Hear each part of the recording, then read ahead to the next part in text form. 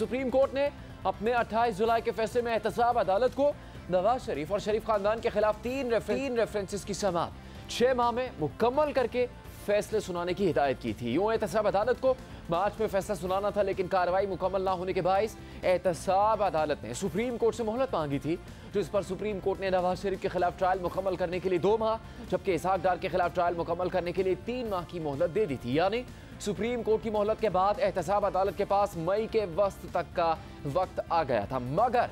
एहतसाब अदालत में इस 2 माह की मुद्दत में भी शरीफ खानदान के खिलाफ ट्रायल मुकम्मल नहीं हो सका है और अब एहतसाब अदालत के जज की जानिब से सुप्रीम कोर्ट से मजीद मोहलत मांगे जाने का इम्कान पैदा हो गया है और सुप्रीम कोर्ट का 2 रुकनी बेंच एहतसाब अदालत के जज की दरख्वास्त की समाअत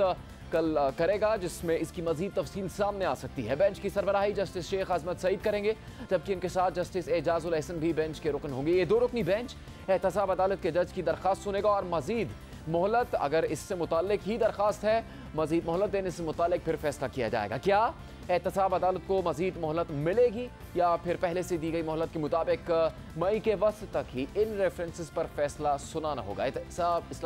इस्लामाबाद की एहतसाब अदालत नवाज शरीफ के खिलाफ 3 रेफरेंसेस सुन रही है, जिनमें से हेवन फील्ड रेफरेंसेस में नैब के गवाहों से जरा मुकम्मल हो चुकी है, जबकि अजीजिया स्टील मिल और फ्लैगशिप में भी अभी JIT के सरबराह वाजिद ज़ा का बयान रिकॉर्ड होना बाकी है, जिसके लिए एहतसाब अदालत ने वाजिद ज़ा को 10 मई को तलब कर रखा है। इसीलिए एहतसाब अदालत की कार्रवाई वक्त पर मुकम्मल होती नजर नहीं आ रही और एहतसाब अदालत के जज मोहम्मद बशीर ने सुप्रीम कोर्ट से मजीद वक्त मांग लिया है। सुप्रीम कोर्ट का 2 रुकनी बेंच इस हवाले से अहम केस सुनेगा। हम बात करेंगे जियो न्यूज़ के नुमाइंदे इस्लामाबाद में कंबर जैदी से। कंबर, पता लग सका है इसमें क्या कहा गया है, क्या तवक्को की जा सकती है सुप्रीम कोर्ट की समाअत में और एहतसाब अदालत को क्या मोहलत मिल सकेगी?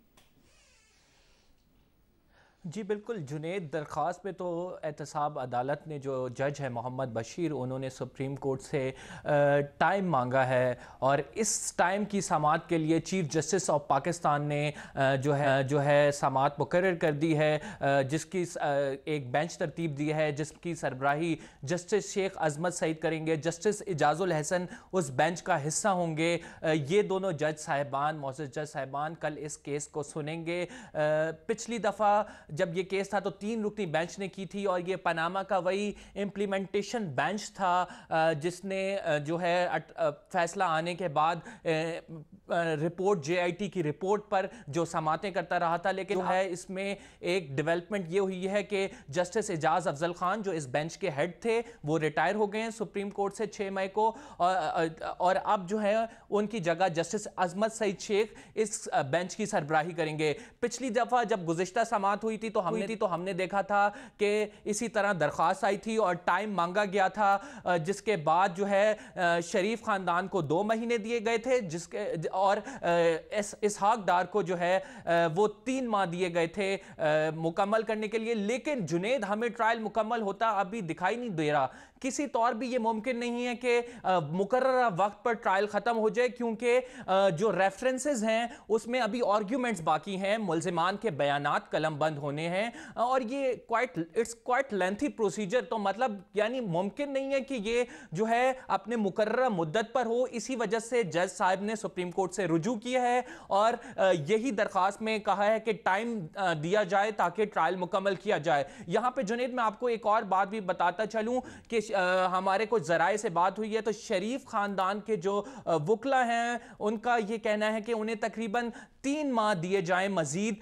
लगभग टाइम दिया जाए। और पिछली समाअत पे नैब को जो है नोटिस जारी किया गया था। पिछली समाअत पे ये थोड़ी सी कंप्लेन भी आई थी कि जो है शरीफ खानदान के वकला को नोटिस जारी नहीं किया गया था इस पूरे मामले में।